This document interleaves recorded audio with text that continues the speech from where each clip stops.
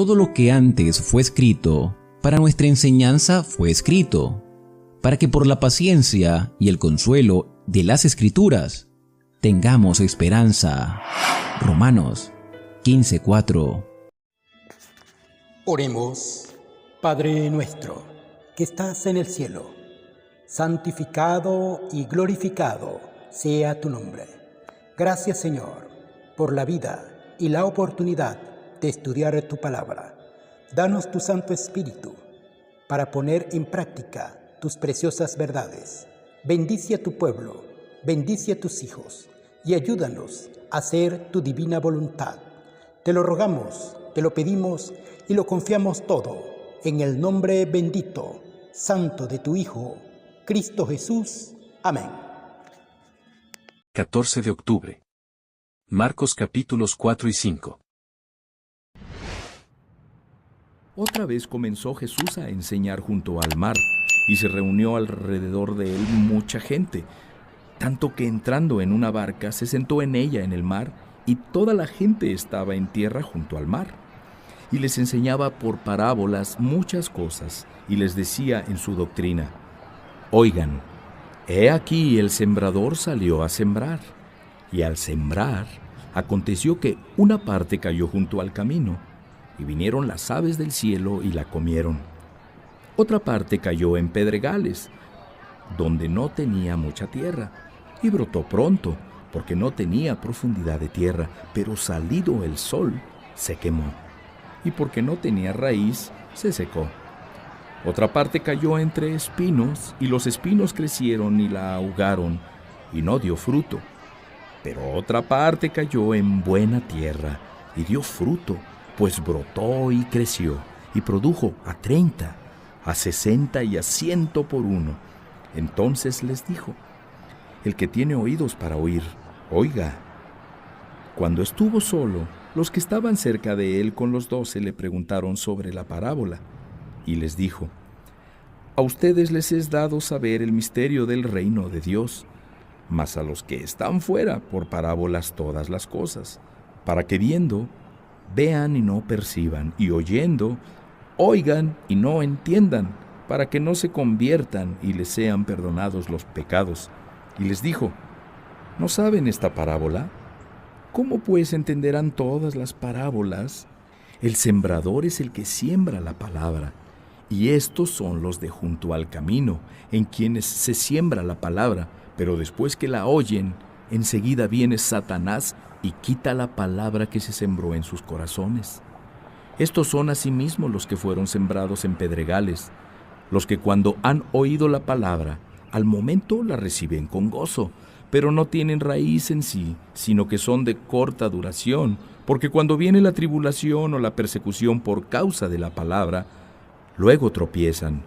Estos son los que fueron sembrados entre espinos, los que oyen la palabra, pero los afanes de este siglo y el engaño de las riquezas y las codicias de otras cosas entran y ahogan la palabra y se hace infructuosa. Y estos son los que fueron sembrados en buena tierra, los que oyen la palabra y la reciben y dan fruto a 30, a 60 y a 100 por uno. También les dijo: ¿acaso se trae la luz para ponerla debajo del almud o debajo de la cama? ¿No es para ponerla en el candelero? Porque no hay nada oculto que no haya de ser manifestado, ni escondido que no haya de salir a la luz. Si alguno tiene oídos para oír, oiga. Les dijo también: miren lo que oyen, porque con la medida con que miden, les será medido, y aún se les añadirá a ustedes los que oyen, porque al que tiene se le dará, y al que no tiene, aún lo que tiene, se le quitará. Decía además: así es el reino de Dios, como cuando un hombre echa semilla en la tierra, y duerme y se levanta, de noche y de día, y la semilla brota y crece sin que él sepa cómo. Porque de suyo lleva fruto la tierra, primero hierba, luego espiga, después grano lleno en la espiga, y cuando el fruto está maduro, enseguida se mete la hoz, porque la siega ha llegado. Decía también: ¿A qué haremos semejante el reino de Dios? ¿O con qué parábola lo compararemos? Es como el grano de mostaza, que cuando se siembra en tierra, es la más pequeña de todas las semillas que hay en la tierra, pero después de sembrado, crece y se hace la mayor de todas las hortalizas, y echa grandes ramas, de tal manera que las aves del cielo pueden morar bajo su sombra. Con muchas parábolas como estas les hablaba la palabra, conforme a lo que podían oír, y sin parábolas no les hablaba, aunque a sus discípulos en particular les declaraba todo. Aquel día, cuando llegó la noche, les dijo: pasemos al otro lado, y despidiendo a la multitud, le tomaron como estaba en la barca, y había también con él otras barcas. Pero se levantó una gran tempestad de viento, y echaba las olas en la barca, de tal manera que ya se anegaba, y él estaba en la popa, durmiendo sobre un cabezal, y le despertaron y le dijeron: Maestro, ¿no tienes cuidado que perecemos? Y levantándose reprendió al viento y dijo al mar: Calla, enmudece. Y cesó el viento y se hizo grande bonanza, y les dijo: ¿por qué están así amedrentados? ¿Cómo no tienen fe? Entonces temieron con gran temor y se decían el uno al otro: ¿quién es este que aún el viento y el mar le obedecen? Vinieron al otro lado del mar, a la región de los Gadarenos. Y cuando salió él de la barca, enseguida vino a su encuentro de los sepulcros un hombre con un espíritu inmundo, que tenía su morada en los sepulcros, y nadie podía atarle, ni aun con cadenas, porque muchas veces había sido atado con grillos y cadenas, mas las cadenas habían sido hechas pedazos por él, y desmenuzados los grillos, y nadie le podía dominar. Y siempre, de día y de noche, andaba dando voces en los montes y en los sepulcros, e hiriéndose con piedras.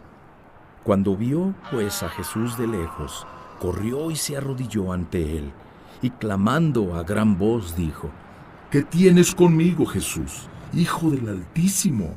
Te conjuro por Dios que no me atormentes. Porque le decía: sal de este hombre, espíritu inmundo. Y le preguntó: ¿cómo te llamas? Y respondió diciendo: Legión me llamo, porque somos muchos.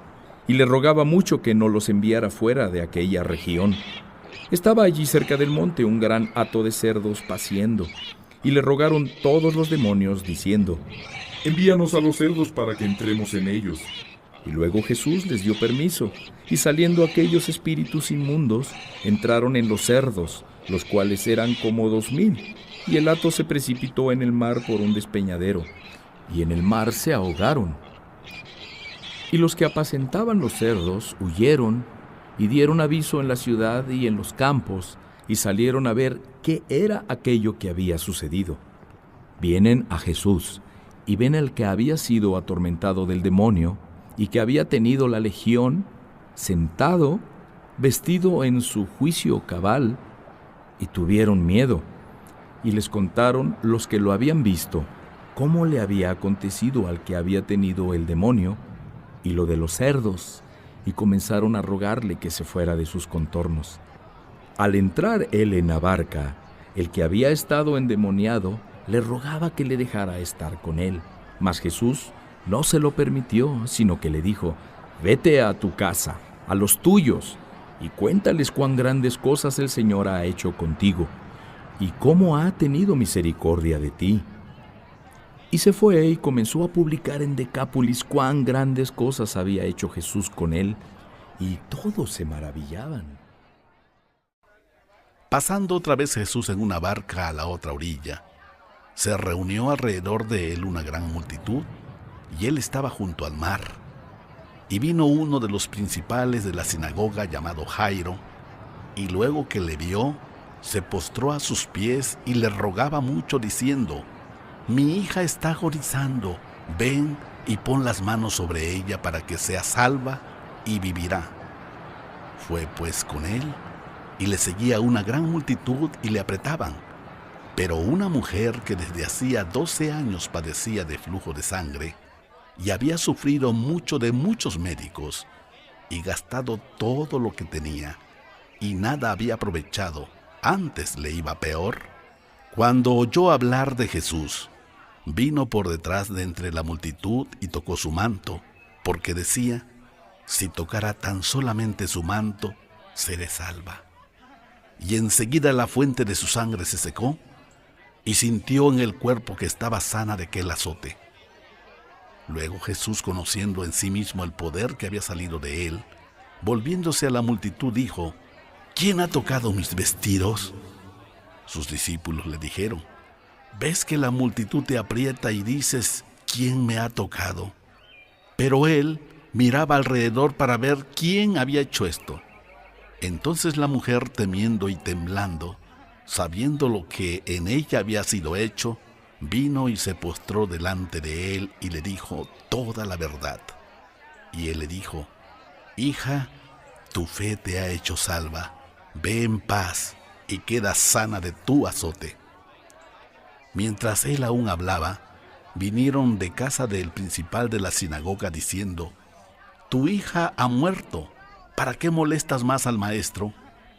Pero Jesús, luego que oyó lo que se decía, dijo al principal de la sinagoga: no temas, cree solamente. Y no permitió que le siguiera nadie, sino Pedro, Jacobo y Juan, hermano de Jacobo. Y vino a casa del principal de la sinagoga, y vio él alboroto y a los que lloraban y lamentaban mucho. Y entrando les dijo: ¿por qué alborotan y lloran? La niña no está muerta, sino duerme. Y se burlaban de él, mas él, echando fuera a todos, tomó al padre y a la madre de la niña, y a los que estaban con él, y entró donde estaba la niña. Y tomando la mano de la niña le dijo: Talita cumi, que traducido es: niña, a ti te digo, levántate. Y luego la niña se levantó y andaba, pues tenía 12 años, y se espantaron grandemente, pero él les mandó mucho que nadie lo supiera, y dijo que se le diera de comer. Amén. Dale me gusta, suscríbete y activa las notificaciones.